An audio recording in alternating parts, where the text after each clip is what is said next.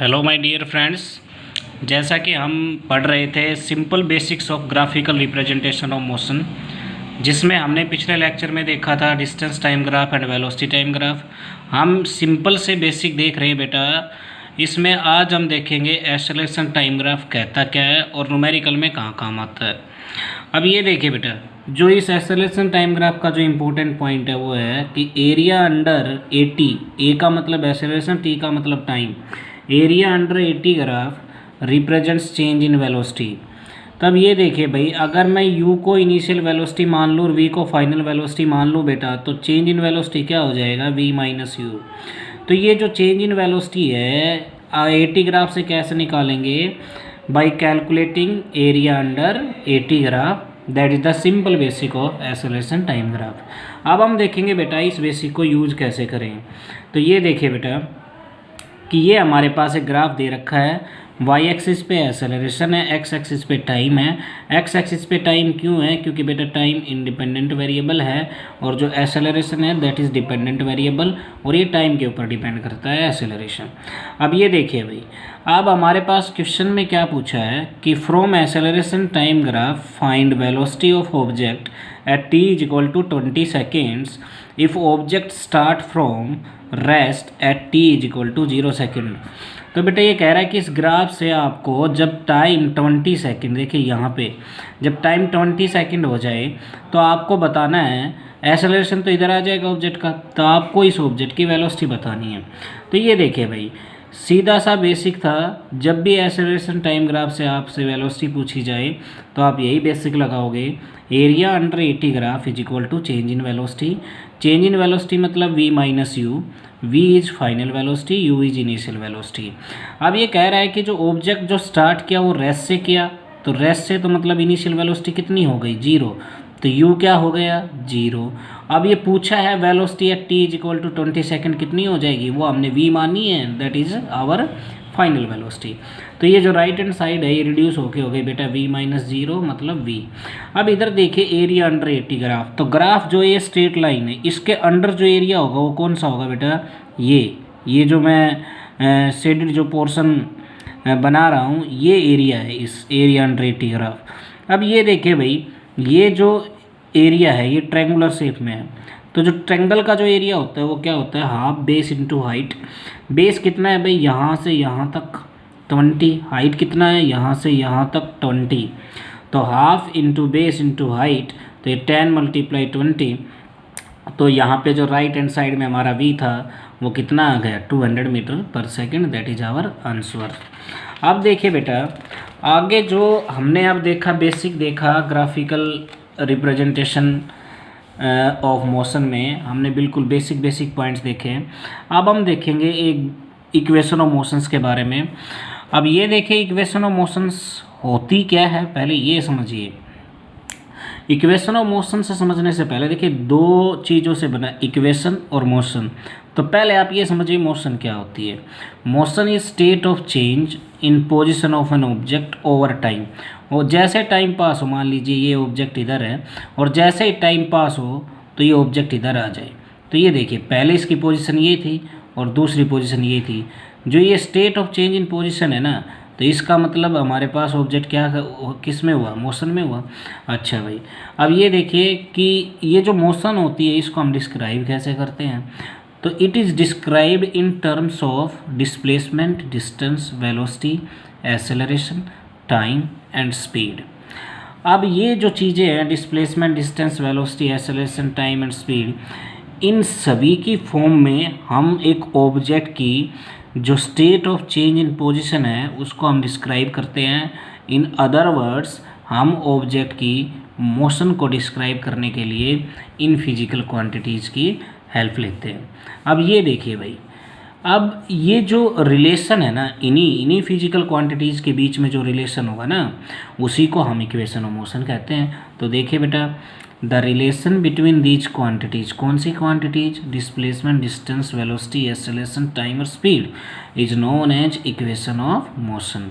अच्छा, अब equation of motion पहले हमें पता चला मोशन, फिर हमें पता चला इक्वेशन ऑफ मोशन। अब इस इक्वेशन ऑफ मोशन में भी क्या खास बात होगी वो देखिए। In case of uniform motion in straight line motion, क्या कह रहा है कि यूनिफॉर्म एक्सेलरेशन वाली मोशन हो और स्ट्रेट लाइन में मोशन हो, इसमें जो these are three equation of motions which are known as Newton's equation of motion और लॉ ऑफ कांस्टेंट एक्सेलरेशन। तो आप इस बात को समझिए बेटा, ये जो इक्वेशन ऑफ मोशंस हमारे पास, जो बेसिक इक्वेशन ऑफ मोशन है, ये हमारे पास तीन इक्वेशन ऑफ मोशन है जिनको हम 1 बाय 1 डिटेल में भी डिस्क्राइब करेंगे। ये लगती कब है? ये तब लगती है जब आपका एक्सेलरेशन यूनिफॉर्म हो। एक्सेलरेशन यूनिफॉर्म मतलब टाइम के साथ एक्सेलरेशन नहीं बदलेगा, केवल स्पीड और वेलोसिटी बदलेगी। और जो मोशन हो उसका प्रोजेक्टाइल मतलब उसका जो ट्रेजेक्ट्री उसका मोशन का कैसा होगा, स्ट्रेट लाइन मोशन होगा। तो ये देखिए बेटा, स्ट्रेट लाइन मोशन तो क्या होता है, हमारा सीधा होता है। अगर ऑब्जेक्ट ऐसे प्रोजेक्टाइल जा रहा है तो आप क्या करोगे, आप इसको स्ट्रेट लाइन मोशन के पार्ट्स में डिवाइड करके फिर आप इन इक्वेशन ऑफ मोशंस को लगाओगे। तो अब ये देखिए, जो कंडीशन है इक्वेशन ऑफ मोशंस को लगाने के लिए, पहली कंडीशन तो ये है यूनिफॉर्म एक्सेलरेशन होना चाहिए। दूसरी कंडीशन क्या है, स्ट्रेट लाइन मोशन होनी चाहिए। तो ये कंडीशन आपको ध्यान रखनी है। और ये जो इक्वेशन ऑफ मोशन है इनका नाम क्या है, न्यूटन्स इक्वेशन ऑफ मोशन भी इन्हें कह देते हैं।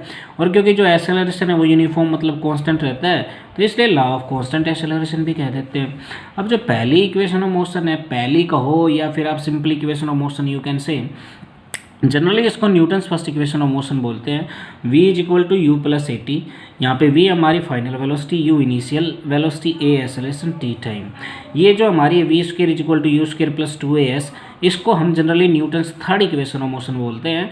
बट ये मैंने पॉइंट नंबर 2 पे लिखी हुई है, we are only here to understand the concepts. तो बेटा हमारे पास क्या है कि जो ये s is equal to u t plus half a t square है, ये इसको हम generally Newton second equation of motion बोलते हैं। अब इनमें जो टर्म्स हैं, u initial velocity, v final velocity, a acceleration, जो t है हमारा, t मतलब टाइम, s मतलब बेटा इधर डिस्प्लेसमेंट है, ध्यान देने की बात है, डिस्टेंस नहीं है। अब देखिए, अब हम इन इक्वेशन ऑफ मोशन को 1 बाय 1 डिस्कस करेंगे।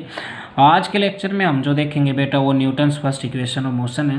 तो ये देखिए, Newton's first equation of motion क्या कहती है, ये कहती है कि consider an object starts with initial velocity u, let after time t its final velocity become v due to acceleration a। ये क्या कह रहा है कि एक ऑब्जेक्ट है, इनिशियल वेलोसिटी उसकी u है, आफ्टर टाइम t और उसकी जो वेलोसिटी बन गई वो बन गई v, और जो एक्सेलरेशन है वो a है। तो आपको सीधा सा मैंने एक लेक्चर में बताया था, अपने लास्ट लेक्चर में, एक्सेलरेशन में, टाइप्स ऑफ एक्सेलरेशन वाले लेक्चर में, कि एक्सेलरेशन होता क्या है, change in velocity upon time taken. तो जब ऑब्जेक्ट की जो वेलोसिटी है u से v हो गई, तो चेंज कितना हो गया, v माइनस यू। तो चेंज इन वेलोसिटी की जगह मैंने क्या लिख दिया बेटा, v minus you. Time taken, कितना टाइम लिया इस ऑब्जेक्ट ने अपनी वेलोसिटी को u से v करने में, t टाइम लिया। अब यहाँ से अगर मैं इस t को इधर लाऊं लेफ्ट हैंड साइड, तो a से मल्टीप्लाई हो जाएगा, तो ये a इंटू टी, और राइट हैंड साइड में क्या बच जाएगा, v माइनस यू।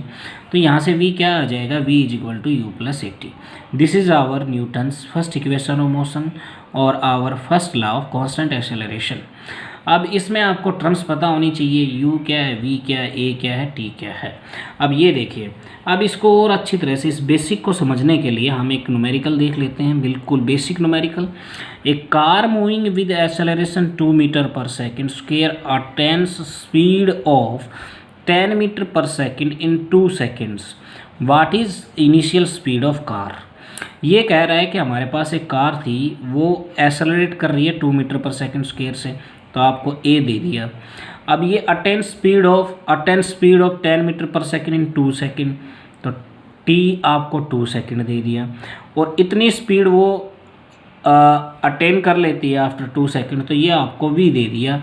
अब आपको पूछा क्या है, इनिशियल स्पीड मतलब इनिशियल वेलोसिटी का मैग्नीट्यूड इनिशियल स्पीड होगा, initial speed of the car.